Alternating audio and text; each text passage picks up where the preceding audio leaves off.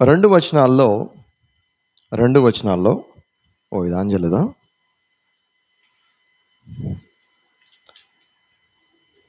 రెండు వచనాల్లో మీరు గమనించేటువంటి ప్రాముఖ్యమైన సంగతి ఏంటి?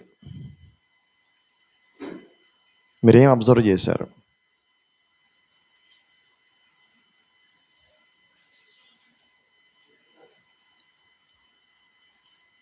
మీరు ఏం చెప్తారంటే అసలు సబ్జెక్ట్ ఏం మాట్లాడబోతున్నారని చెప్పండి.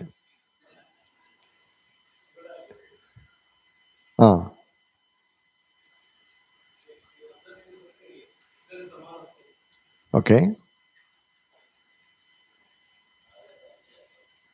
నేను సబ్జెక్ట్ ఏం మాట్లాడబోతున్నాను చెప్పండి. సమానత్వేనా?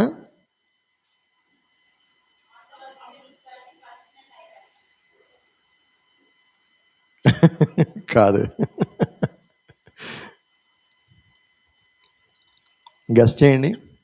As you are teaching family teachings.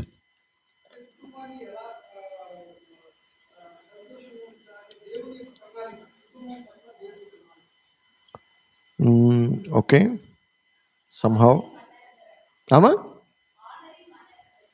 Honouring one another. ఇంకొంచెం జాగ్రత్తగా అబ్జర్వ్ చేయండి. రెండు వచనాలని ఒకసారి చూడండి. మళ్ళా దేవుని స్వరూపంలో మిమ్మల్ని అడిగిన ప్రశ్న అది కాదు, వాళ్ళిద్దరిని అడిగింది సబ్జెక్ట్ ఏంటి, ఏం మాట్లాడబోతున్నా అడిగాను. మిమ్మల్ని అడిగింది అంటే మీరేం అబ్జర్వ్ చేస్తున్నారని అడుగుతున్నాను. సో ఓకే, మీరు చెప్పేది అదా? కుటుంబాన్ని ఏ విధంగా దేవుడు చేశాడు? ఓకే ఓకే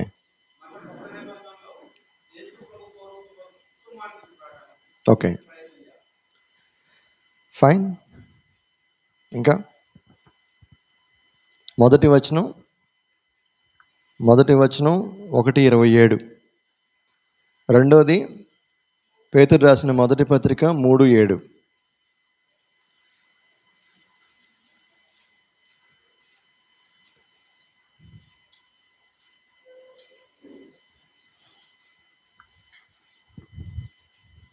సరే, మాట్లాడుకుందాం. మొట్టమొదటిది ఏంటనంటే, స్త్రీని గాను పురుషుని గాను వారిని సృజించెను. స్త్రీని గాను పురుషుని గాను వారిని సృజించెను. పేతురు ఏమంటున్నాడు? స్త్రీ బలహీనమైన ఘటమని ఎంచి ఆమెను మరింత సన్మానం చేయాలి అన్నాడా? సో ఏం కనబడుతుంది? వండర్ఫుల్, భలే అబ్జర్వ్ చేసేవారా? Difference, gender difference. స్త్రీ పురుషులిద్దరు కూడా వైవిధ్యభరితమైనటువంటి వారు. సో దేవుని యొక్క క్రియేషన్లో స్త్రీని వేరుగా పురుషుణ్ణి వేరుగా దేవుడు తయారు చేశాడు. అంటే ఇద్దరు బ్రదర్ అన్నట్టుగా సమానమే, బట్ వాళ్ళ యొక్క స్ట్రక్చర్లో కానీ వాళ్ళ స్వభావంలో కానీ వాళ్ళకు ఉన్నటువంటి వాళ్ళని తయారు చేసిన విధానంలో కానీ ఇద్దరు భిన్నమైనటువంటి విధానంలో చేయబడినటువంటి వారు, భిన్నమైన వారు. కానీ both of them are equal. స్త్రీని గాను పురుషుని గాను అన్నప్పుడు ఇద్దరు సమానమే అక్కడ. కానీ ఆ గాను అనేటువంటి దాంట్లో ఉందో డిఫరెన్స్ కనబడుతుంది అక్కడ. పేతురు మెన్షన్ చేసిన దాన్ని బట్టి స్త్రీ బలహీనంగా, ఘటం అంటే అర్థం ఏంటి? పాత్ర కాదు, ఘటం, కుండ, ఇంకా నానార్థాలు చెప్పండి. ఘటం అంటే మట్టే, పర్సన్, ఫిజికల్ బాడీ. బలహీనమైన ఘటం. స్త్రీ బలహీనమైన ఘటం, పురుషుడు స్ట్రాంగ్ పర్సనాలిటీ. స్త్రీ మృదువుగా ఉంది, పురుషుడు స్ట్రాంగ్గా ఉంది. అందుకని పురుషుడికి ఏం చెప్పాడు? పాపం చేసిన తర్వాత నువ్వు వెళ్ళి పని చేయాలి, కష్టపడాలి, శ్రమపడాలి, చెమటోడ్చాలి. So you are design to that. నువ్వేం చేయాలి? మృదువుగా బేబీని క్యారీ చేయాలి. బేబీని క్యారీ చేయడానికి ఏం కావాలి? చక్కని ఆ ఎన్విరాన్మెంట్ ఎక్కడ దేవుడు క్రియేట్ చేశాడు? విమెన్లో క్రియేట్ చేశాడు. సో అంటే స్త్రీ మృదువుగా తయారు చేయబడింది. ఆ మాటనే పేతురు గారు ఏమంటున్నాడంటే స్త్రీ బలహీనమైనటువంటి ఘటంగా అని ఎంచి ఆమెను సన్మానించు. ఎందుకు సన్మానించాలి? స్త్రీ బలహీనమైందంటే ఏం చేస్తారు? ఇంకెక్కువ అవమానిస్తారు, ఇంకెక్కువ డామినేట్ చేస్తారు. బలహీనమైందని తెలిసింది కాబట్టి, బలహీనం కాబట్టి ఏం చేస్తారు? ఇంకెక్కువ అవమానిస్తారు, ఇంకెక్కువ చులకనగా చూస్తారు, ఇంకెక్కువ తక్కువగా చూస్తారు. No, not like that. అలా చెప్పలేదు పేతురు, కూడా అలా మాట్లాడలేదు.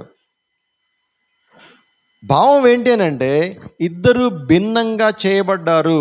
ఎలా భిన్నంగా చేయబడ్డారు? అందుకనే నో ఈచ్ అదర్, ఒకరినొకరు తెలుసుకోండి. మీరిద్దరు ఎలా చేయబడ్డారో తెలుసుకోండి. సో అప్పుడు ఏమవుతుందన్నమాట, ఒకరినొకరు ఎలా డీల్ చేయాలో అర్థమవుతుంది, ఒకరినొకరు ఎలా భావించాలో అర్థమవుతుంది, ఒకరినొకరు ఎలా గౌరవించుకోవాలో అర్థమవుతుంది. అందుకనే స్త్రీ పురుషుల యొక్క వైవిధ్యాన్ని గురించి మనం ఈరోజు మాట్లాడుకోవాల్సిన అవసరత ఉందన్నమాట. స్త్రీ పురుషుల యొక్క వైవిధ్యం అనేటువంటిది దేన్ని తెలియజేస్తూ ఉంది? వారిద్దరి మధ్యలో ఉన్నటువంటి భౌతిక అసమానత, భౌతిక భిన్నత్వం, భౌతిక వైరుధ్యం. సో ఇద్దరి యొక్క కణజాలం ఒకే రకంగా ఏమి నిర్మించబడలేదు. డిఎన్ఏలు బహుశా కలుస్తూ ఉండొచ్చేమో, కానీ వాళ్ళ యొక్క నిర్మాణం వేరు. నిర్మాణ పరంగా ఒకరు బలంగా చేయబడ్డారు, ఒకరు భౌతికంగా మృదువుగా చేయబడ్డారు. బలహీనం అనే మాట అన్నా, మృదువుగా చేయబడ్డారు, సున్నితంగా చేయబడ్డారు. సున్నితంగా చేయబడిన స్త్రీని అవమానించడానికి, ఆమెను ఎట్లా పడితే అట్లా కొట్టడానికి, లేదంటే ఆమెను మ్యాన్ హ్యాండిల్ చేయడానికి, లేకపోతే నాకు బలం ఉంది కదా అని చెప్పి నేను బలం చూపించడానికి ఎంత ధైర్యం! How dare we have? లేదా డామినేట్ చేయటం, anything, by what means, by any means. దేవుడు అందుకు కాదు చేసింది. ఇద్దరు కలిసి నిర్మించాలి. దేన్ని నిర్మించాలి? కుటుంబ వ్యవస్థని. ఇద్దరు భిన్నంగా చేయబడ్డారు. ఇద్దరు కలిసి ఏకభావంతో, ఏక మనసుతో కుటుంబ వ్యవస్థని బిల్డ్ చేయండి అని ప్రభువు చెప్పాడు. అందులోనే హెల్దీ ఫ్యామిలీ ఉంది, అందులోనే హెల్దీ రిలేషన్షిప్ ఉంది, అందులోనే ప్రోడక్ట్ ఫర్ హెల్దీ సొసైటీ కూడా ఉంది. ఆరోగ్యవంతమైన సమాజం యొక్క నిర్మాణం హెల్దీ ఫ్యామిలీల నుండి వస్తుంది.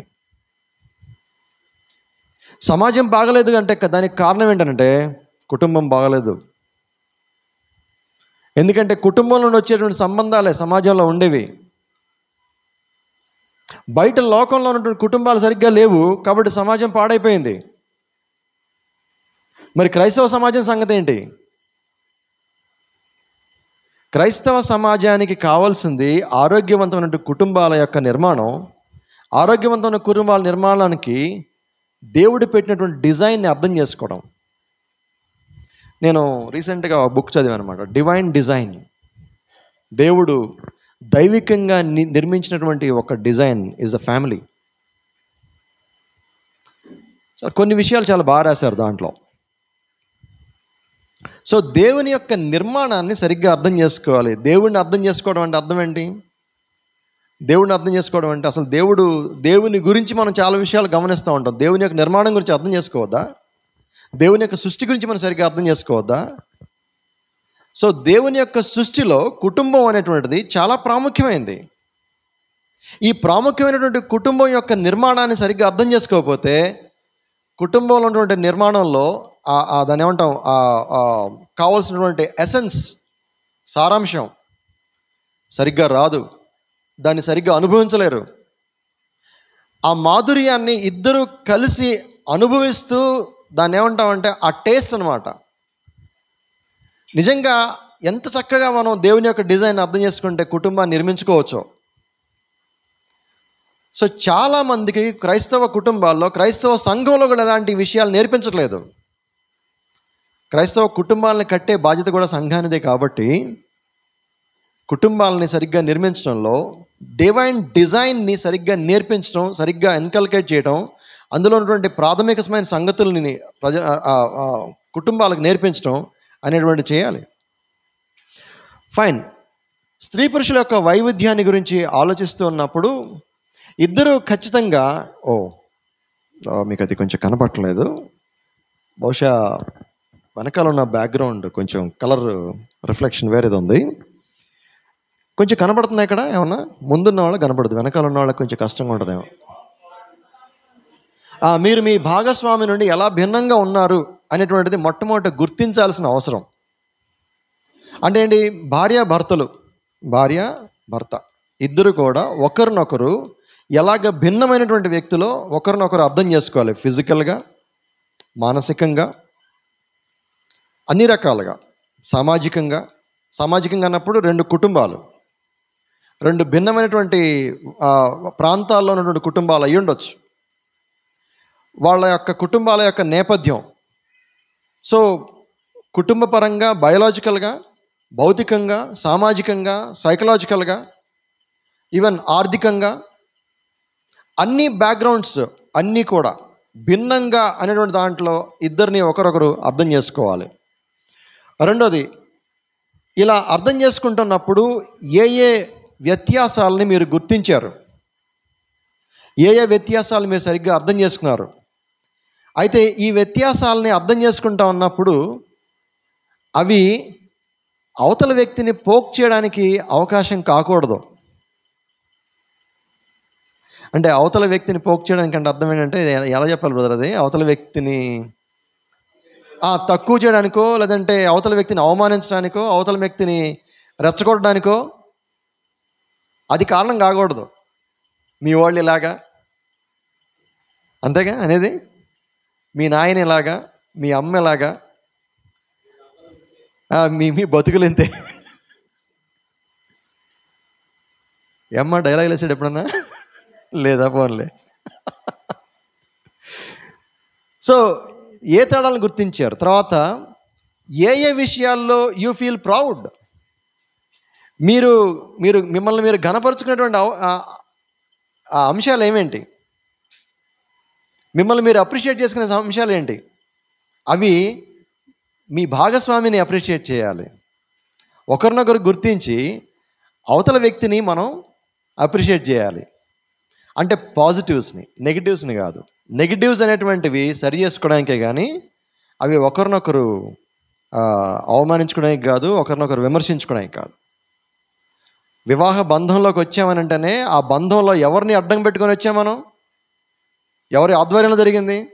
పాస్టర్ గారి ఆధ్వర్యంలో జరిగి ఉండొచ్చు, కానీ ఆనబెట్టింది ఎవరిని? తండ్రి, కుమార, పరిశుద్ధాత్మల నామంలో ఇదిగో వీరిని కుటుంబంగా మేము నిర్మిస్తున్నాము, కుటుంబంగా యాక్సెప్ట్ చేస్తున్నాము అని సమక్షంలో, సంఘం అంతటి సమక్షంలో వారిద్దరి చేత ప్రమాణాలు చేయించారు. ఒకరినొకరి చేత ప్రమాణాలు చేయించారు, ఒకరినొకరు అంగీకరించుకునేలా చేశారు. ఒకరికొకరి చేత వారిద్దరి సమక్షంలో, అంటే అందరి సమక్షంలో వారిద్దరిని ఒకటి చేశారు. చేసినప్పుడు ఒక్కరికి ఒకరిగా ఉండడం. ఇప్పుడు ఏవైతే తేడాలను గుర్తించారో వాటిని బట్టి, అందులో మంచి వాటిని బట్టి ఒకరినొకరు అప్రిషియేట్ చేసుకోవడం. సరే, ఏ విషయాలను గర్వపడుతున్నారు? తర్వాత మీ భాగస్వామిలో మీకు ఏ విషయాలు నచ్చవు, నచ్చిన అంశాలేంటి? నచ్చే అంశాలేంటి, నచ్చిన అంశాలేంటి? ఇవి మనసు విప్పి మాట్లాడుకోవాలి. కష్టమైన, నష్టమైన, నిష్ఠూరమైన, ఇంకేదైనా సరే మాట్లాడుకోవాలి. అవసరమైతే సరి చేసుకోవాలి. సరి చేసుకోలేకపోతే ఇదిగో ఇది నా బలహీనత అని చెప్పగలగాలి. ఆ బలహీనతని అవతల వ్యక్తి గౌరవించగలగాలి. ఇదిగో నా భార్య ఈ పని చేయలేదు కాబట్టి ఇంక నుండి నెక్స్ట్ టైం నుండి నేను ఆ పని చేయమని నేను ప్రోత్సహించకూడదు, నేను అడగకూడదు, డిమాండ్ చేయకూడదు. ఎందుకంటే ఆమె బలహీనమైన ఘటం. రీసెంట్గా నా భార్యకి బ్యాక్ పెయిన్ స్టార్ట్ అయింది. నాకు ఆ విషయం తెలిసిన తర్వాత తను ఎక్కువగా కష్టపెట్టట్లేదు. అవసరమైతే నేను కూడా హెల్ప్ చేయాలని వంటగదిలోకి వెళ్తా ఉన్నా. అవసరమైతే వంటగదిలో కూడా వెళ్ళగలిగి ఉండాలి, ఎందుకంటే ఇద్దరు ఒకరికొకరు కదా. వంట చేయకూడదురా, పురుషుడురా నువ్వు అని అంటే కుదరదు ఇక్కడ. ఇంకా అక్కడ ఒకరికొకరు ఏమన్నా అక్కడ పురుషుడు అంటే. సో అక్కడ ఏమైపోయిందనమాట, ఫ్యామిలీ ప్రిన్సిపల్స్ని దెబ్బతీసేటువంటి అవుట్ సైడ్ ఫోర్సెస్ చాలా ఉంటాయి. వాటిని మనం లక్ష్య పెట్టాల్సిన అవసరం లేదు. కావాల్సింది భార్య భర్త ఇద్దరు మాత్రమే. ఆ ఇద్దరిని ఒకరొకరు గౌరవించుకుంటున్నప్పుడు ఇద్దరి పనుల్లో ఒకరికొకరు సహాయకరంగా ఉండటం తప్పు కాదు. ఇద్దరు సమానమే అన్నప్పుడు ఇద్దరిని ఒకరొకరు ఖచ్చితంగా గౌరవించాలి. అందుకనే పేతురు పత్రికలో ఉన్నటువంటి మాటల్ని నేను మీకు చదివి వినిపించింది. బలహీనమైన ఘటన అని ఏంటి? ఆమెను సన్మానించడం అంటే అర్థం ఏంటి? సన్మానించడం అంటే అర్థం ఏంటి? పూలదండేసి పక్కన ఉండమని కాదు అక్కడ ఉద్దేశం. మనం చేసే పని అదేగా. భార్యను సన్మానించమంటే ఏం చేస్తాం? నిన్ను సన్మానిస్తున్నానని చెప్పిన పూలదండేస్తాం. ఏ పనిలో హెల్ప్ చేయం మనం. అది కాదు అక్కడ ఉద్దేశం. అన్నిట్లోనూ పాలు పంచుకోమని అక్కడ ఉద్దేశం. ఆమె బలహీనమైనటువంటి విషయాల్లో కూడా నీ దగ్గర స్ట్రెంగ్త్ ఉంది, నీ దగ్గర ఐడియాస్ ఉన్నాయి, నీ దగ్గర బలం ఉంది, నీకు చేసేటువంటి సామర్థ్యం ఉంది. కమాన్, యూ డూ ఇట్. టీ పెట్టుకొని తాగు, కాఫీ పెట్టుకొని తాగు, పెట్టమని ఫోర్స్ చేయబాక. అన్ని పనులు చేస్తూ ఉంటుంది ఆమె. నీ పని చేసుకోగలిగిన సామర్థ్యం ఉన్నప్పుడు చేసుకో. అయ్యగారు బెడ్ మీద కూర్చుంటాడు, అమ్మగారికి ఆర్డర్లు వేస్తుంటాడు అనమాట. అది తీసురా, ఇది తీసురా, అది బట్టురా, ఇది బట్టురా అంటుంటాడు అనమాట. ఏమైపోతుంది అక్కడ? పాపం అమ్మగారు చాలా గౌరవంతో, భక్తి ప్రపత్తులతో, పతియే ప్రత్యక్ష దైవాన్ని పొద్దున్నే కాళ్ళు అద్దుకొని, భారతీయత నేర్పించింది అదే కదా మనకి. భారతీయ వివాహ వ్యవస్థ డామినేషన్ నేర్పించింది మనకి. స్త్రీ పురుషులు ఇద్దరు కూడా వివాహ బంధంలో సమానం అనేటువంటి విషయాన్ని నేర్పించలా, భిన్నత్వాన్ని నేర్పించలా, వైవిధ్యాన్ని నేర్పించలా, అర్థం చేసుకోవడం నేర్పించలా, వేరుగా చూడడం నేర్పించింది. బైబిల్ అలా చెప్పట్లేదు. బైబిల్ ఏం చెప్తుంది అంటే, నీ భార్య బలహీనమైన ఘటమని ఎంచి నువ్వు ఆమెను సన్మానించు, ఆమెను గౌరవించు, ఆమెకు అన్ని విధాల తోడుగా ఉండు. సాటి అయిన సాయం ఆమె కాదు నీకు, నువ్వు కూడా. కాబట్టి భాగస్వామిలో మీకు నచ్చేటువంటి అంశాలు ఏవి, నచ్చని అంశాలు ఏంటి అనేటువంటి విషయాల్ని స్పష్టంగా తెలుసుకోవాలి ఒకరికొకరు. భిన్నత్వాన్ని గురించి మనకి అర్థం చేసుకుంటా ఉన్నప్పుడు భిన్నత్వాన్ని ఆధారం ఓకే, దీని గురించి మనకు ముందుకెళ్ళిపోదాం. బైబిల్ ఏం చెప్తుందనంటే, మనం చదువుకున్నటువంటి వాక్యం, దేవుడు తన స్వరూపమందు నరుని సృజించను, దేవుని స్వరూపమందు వారిని సృజించను, స్త్రీని గాను పురుషుని గాను వారిని సృజించను. దీని మీద కొంచెం కాన్సన్ట్రేట్ చేసి నాకు కొన్ని విషయాలు చెప్పండి. స్త్రీని గాను పురుషుని గాను సృజించిన దాంట్లో బ్రదర్ ఆల్రెడీ సమానత్వం అనే మాట చెప్పారు. ఇంకా ఏ విషయాలు అబ్జర్వ్ చేయొచ్చు దాంట్లో?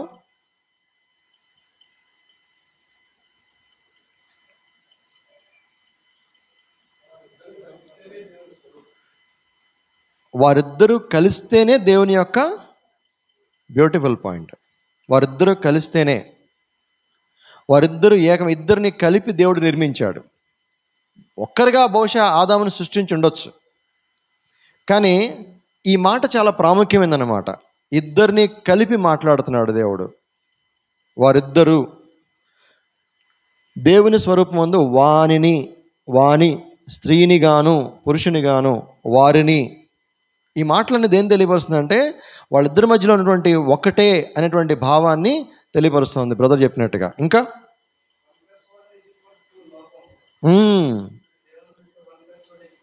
ఎగ్జాక్ట్లీ అంటున్నా నేను.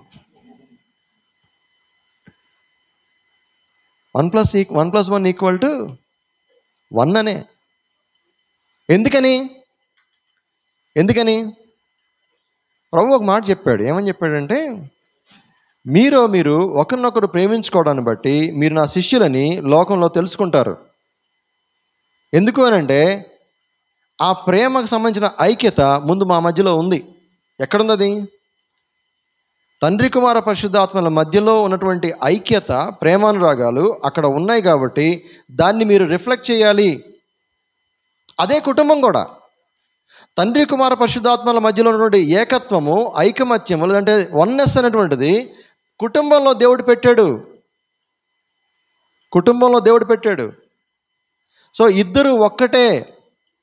1 + 1 = 1. అక్కడ ఎలాగో 1 + 1 + 1 = 1 ఎలాగో ఇక్కడ కూడా అంతే.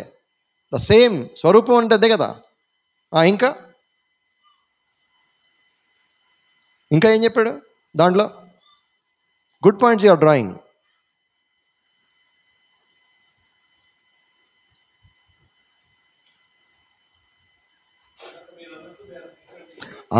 చూసారా, స్త్రీని గాను పురుషుని గాను అనే దాంట్లో భిన్నత్వం అనేటువంటి దాన్ని మనం చూస్తూ ఉన్నాం. వేరువేరుగా ఇద్దరు ఒకటే, కానీ వేరువేరు. ఒకటే అనే దాంట్లో దేంట్లో స్థితిలో ఇద్దరు సమానమే, కానీ భౌతికంగా ఇద్దరు వేరువేరు. ఇంకా ఇంకా దేవుని స్వరూపం, వెరీ గుడ్, దేవుని రూపం. ఇంకేమైనా ఉన్నాయా?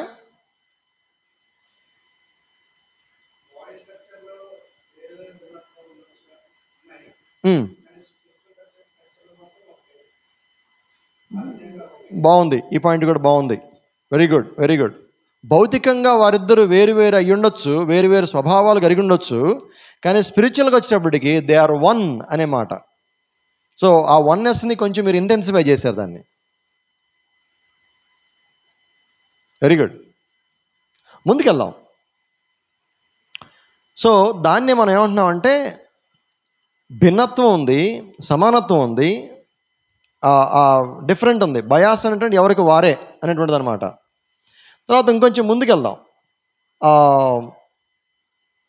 ఓకే, ఇక్కడ భౌతికంగా ఉన్నటువంటి డిఫరెన్స్ని మీకు చూపించడానికి కొంత ప్రయత్నం చేస్తా.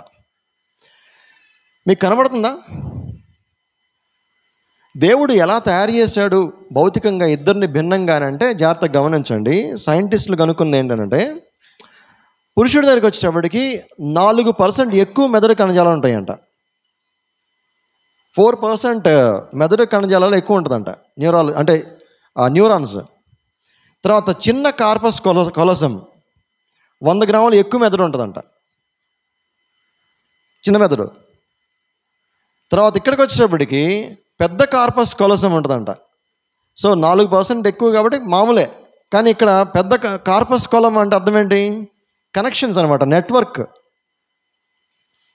ఇది జాగ్రత్తగా గుర్తుపెట్టుకోండి. ఇన్ని కనెక్షన్స్ ఉన్నాయంటే అర్థం ఏంటంటే they are able to do multitasking అనమాట. ఒక్క పని కాదు, అన్ని పనులు ఏకకాలంలో చేయగలరు. సరే, దాని గురించి తర్వాత చూద్దాం. తర్వాత ఎడం పక్కనే ఎక్కువ పనిచేస్తుందంట. అది పురుషుడికి బ్రెయిన్ ఎక్కువ ఎడం పక్కన పనిచేస్తుందంట. కుడి పక్కన పని చేయదని కాదు, ఎక్కువ పని చేసేది ఎడం పక్కన. అంటే అర్థం ఏంటనమాట? దీనికంటే ఇది ఎక్కువ యాక్టివ్గా ఉంటుందంట. స్త్రీలకి కుడి ఎడమ 2 పైకలో పనిచేస్తుందంట. ఒక ఆలోచన కాదు, 10 ఆలోచనలు ఒకేసారి ఉంటాయి వాళ్ళకి. సరే, ఇదంతా కూడా బాక్స్ స్వభావం. బాక్స్ స్వభావం అంటే అర్థం ఏంటి? ఇందాక నేను చెప్పాను చూసారా, అయ్యగారు పేపర్ పట్టుకొని చైర్లో కూర్చుంటారు, అమ్మగారు ఇంట్లో పొయ్యి మీద ఒక పక్కన అన్నం ఉడుకుతుంటుంది, ఇంకో పక్కన కూర ఉడుకుతూ ఉంటుంది. మమ్మీ అనుకుంటే కూతురో కొడుకో వస్తాడు, ఆడికి తలదూతూ ఉంటుంది. ఇంకొక పాప వస్తుంది, నాకు స్నానం చేయించవా అంటే పక్కనే వెళ్ళి స్నానం చేపిస్తుంది. మల్టీ టాస్కింగ్లో బోల్డెన్ పనులు చేస్తూ ఉంటారు. ఈయన పేపర్లో మొహం పెట్టినా లేదా స్క్రీన్లో మొహం పెట్టినా ఆ ముఖం అట్నే ఉంటుంది అనమాట. ఒకే పని, బాక్స్ ఫేసింగ్ అనమాట అది. సో అందుకని దీన్ని ఏమంటారంటే బాక్స్ స్వభావం. ఒకే సమయంలో ఒకటే పని చేయగలరు, కానీ వీళ్ళు ఈ కారణాన్ని బట్టి ఈ లింబిక్ మెదడు, ఇదేంటంటే నూడిల్స్ స్వభావం అనమాట. నూడిల్స్ స్వభావం అంటే అర్థం ఏంటి? నూడిల్స్ ఒకదాన్ని తీస్తే రాదు, అన్నీ వస్తాయి. అట్లాగా ఒకదాన్ని తీయడానికి కుదరదు, కలిపి అన్నీ ఒకసారి తీస్తారు. మీరు ఒకదాన్ని తీయడానికి ప్రయత్నం చేయండి ఎప్పుడన్నా, నూడిల్స్లో వస్తుంది, అది జారిపోద్ది. అన్నీ కలిపి తీయండి, ఒకసారి వస్తాయి అన్నమాట. సో మల్టీ టాస్కింగ్ అనేటువంటిది అనమాట. తర్వాత లోతైన లింబిక్ మెథడ్ అనేటువంటిది ఏంటంటే ఇమోషన్స్, చాలా ఇమోషన్స్ ఎక్కువ. పురుషుడికి ఇమోషన్స్ తక్కువ. భావాలు, భావోద్వేగాలు కొంచెం కంట్రోల్డ్గా ఉంటాయి అన్నమాట. తక్కువ అనే కంటే కూడా కంట్రోల్డ్గా ఉంటాయి, చాలా ఈజీగా కంట్రోల్ చేసుకుంటారు. ఎక్కడి దాకా ఎందుకు, మా నాన్నగారు చనిపోయినప్పుడు, నాన్న చనిపోయిన తర్వాత నాకు తెలిసింది, నేను ఆ రోజు ఒక ప్రీమ్యారిటల్ సెమినార్లో మాట్లాడడానికి వెళ్తా ఉన్నాను చీరాల్లో. ఆల్మోస్ట్ క్లోజ్ టు చీరాల్లో ఉన్నప్పుడు నాకు విషయం తెలిసింది. వెంటనే వెనక్కి తిరిగి వచ్చాం. నాన్న చూడగానే చాలా దుఃఖం వేసింది, కానీ బట్ జస్ట్ అట్లా కన్నీళ్లు విడిచి నేను పక్కకు వచ్చా. నా భార్య ఒకటే ఏడుస్తూ ఉంది పక్కన. ఇమోషనల్ అటాచ్మెంట్ అనమాట. సో విపరీతంగా ఏడ్చేస్తూ ఉంది, గందరగోళం చేసేస్తూ ఉంది. కానీ నేను అట్లా వెళ్ళి కన్నీళ్ళు దాచి పక్కకు వచ్చా.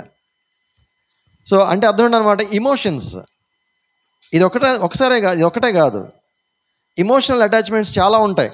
సో ఇది పురుషులకి భావాలు, భావోద్వేగాలు ఇవి కొంచెం తక్కువగా కనబడతాయి, వీళ్ళకి ఎక్కువ ఉంటాయి. గౌరవించుకోవాలి. ఏంటి ఊరికి ఏడుస్తావు ఎందుకు అనకూడదు, ఊరికి నవ్వుతావు ఎందుకు అనకూడదు. హావభావ వ్యక్తీకరణ ఏడవనివ్వాలి. ఇంకా చెప్పాలంటే ఆదరించాలి, దగ్గర తీసుకోవాలి, ఆదరించాలి, కన్సోల్ చేయాలి. ఆ దుఃఖాన్ని పంచుకోవాలి. తర్వాత ఈ లింబిక్ మెథడ్ తక్కువ ఉంది కాబట్టి, ఆ లింబిక్ మెథడ్ ప్రభావం తక్కువ కాబట్టి ఆధిపత్యం ప్రదర్శిస్తారు. ఏదన్నా పని చేసేటప్పుడు ఫోకస్ ఎక్కువ ఉంటుంది వీళ్ళకి.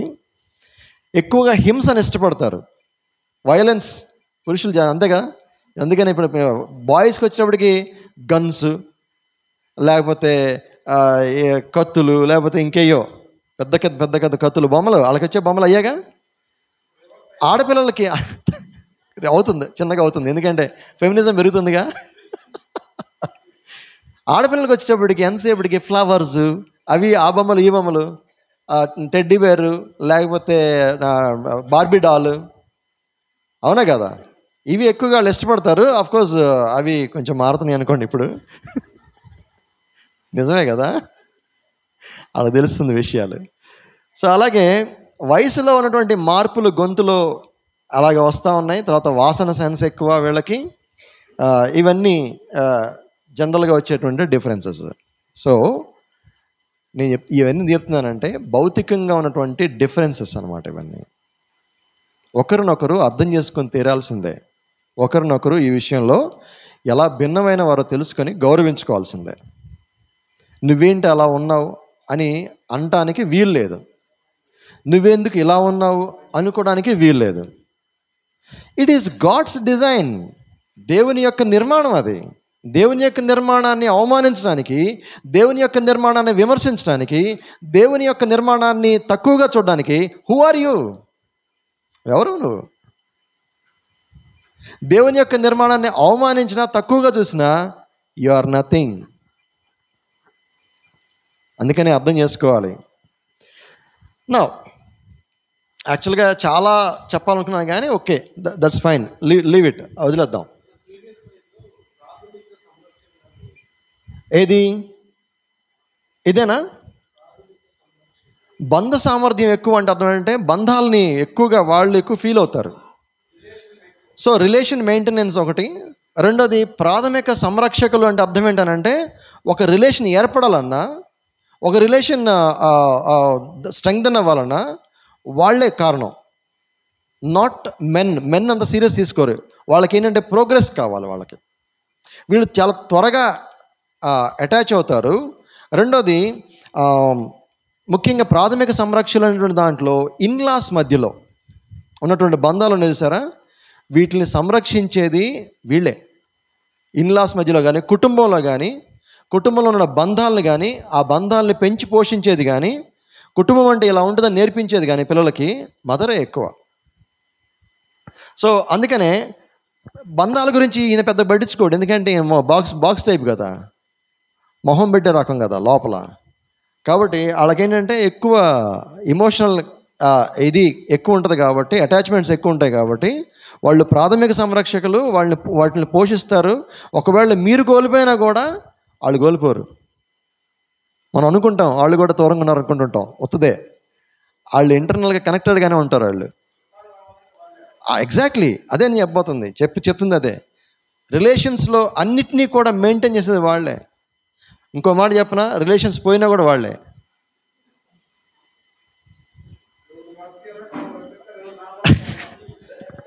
ఇది బ్లేమ్, ఇది కదా. సిస్టర్ వచ్చినప్పుడు ఇప్పుడు మాట్లాడదాం, మీరు మీ వైఫ్ని తీసుకుని వచ్చినప్పుడు మాట్లాడదాము. మీరు అలాగే ఉంచుకోండి ఇప్పుడు దాని తర్వాత చూద్దాం దాని సంగతి. నేను చెప్పిన దాన్ని బట్టి కదా, ఇప్పుడు మీరు చెప్పింది చాలా భిన్నంగా చెప్పారు. టోన్ ఈజ్ డిఫరెంట్ కదా, అవునా కదా బ్రదర్ విజయ్ కుమార్ గారు? With different. మామూలుగా చెప్పలేదు ఆ విషయాన్ని, అసలు వాళ్ళు ఎట్ట చేస్తారో చూడండి అన్నట్టు రేపు చెప్పాడు ఆయన, ఖచ్చితంగా చెప్పాడు అనమాట. సరే ఓకే.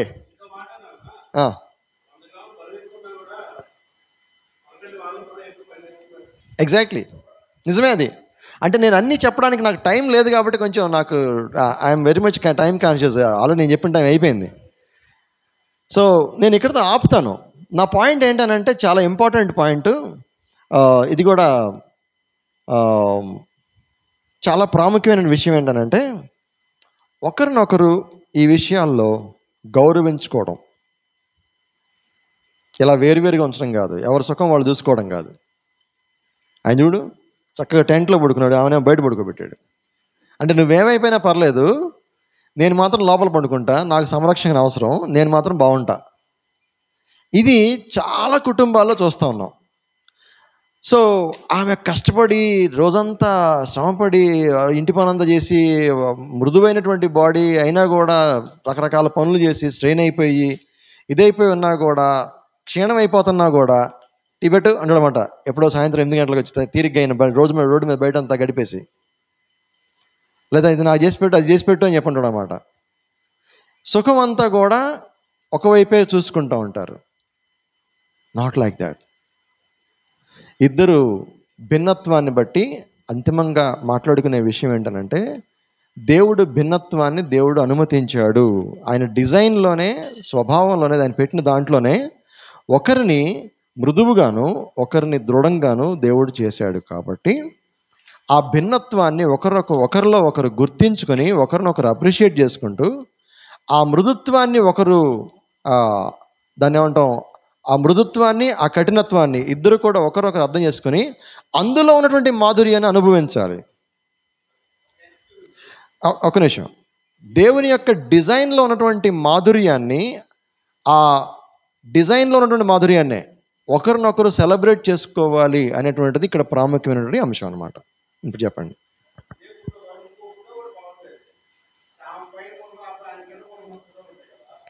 ఉంటాయి, సహజంగా జరిగేది ఇది. నేను చెప్పాలనుకున్నది ఇది. ఎందుకంటే వాక్యం కూడా అదే చెప్తుంది. అక్కడ స్త్రీ బలహీనమైన ఘటం అని అనేదానికి రిలేటివ్గా నేను పెట్టాలి. అక్కడ నేను పెట్టకపోతే ఏమంటారు? ఇప్పుడు ఇక్కడి నుంచి నాకు రివోల్ట్ వస్తుంది అనమాట. అబ్బే అదేం కాదు, దాని గురించి నేను పెట్టలా. అంటే మీకు ఇంకా లోపల ఏదో ఉందన్నమాట. లోపల అసలు ఏమాత్రం తగ్గట్లేదు చూడండి. ఇప్పుడు దాకా మాట్లాడుకుంది అదేనబ్బా.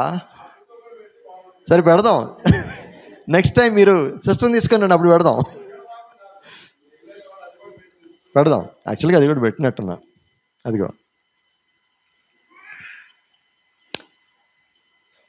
ఫైనల్గా మనం మాట్లాడుకోవాల్సింది ఏంటంటే, స్త్రీ పురుషుల మధ్యలో, భార్యాభర్తల్లో ముఖ్యంగా ఒకరి మధ్యలో ఒకరు అండర్స్టాండింగ్ డిజైన్ని బట్టి రావాలి. భిన్నత్వాన్ని అర్థం చేసుకొని ఒకరినొకరు సెలబ్రేట్ చేసుకోవాలి. సెలబ్రేట్ చేయడం అంటే ఏంటి తెలుసా? పండగ చేసుకోమని కాదు అక్కడ ఉద్దేశం. అర్థం చేసుకొని ఒకరినొకరు అర్థం చేసుకొని ఆ మాధుర్యాన్ని ఇద్దరు కలిసి అనుభవించాలి. అది ఓకే. మనం ముగించుకుందాం.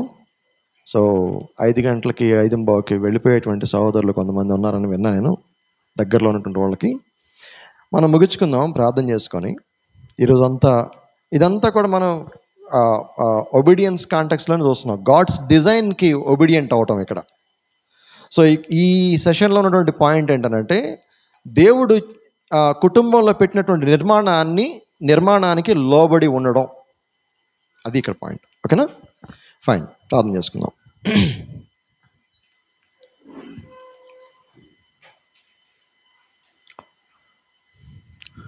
రవిచంద్రన్న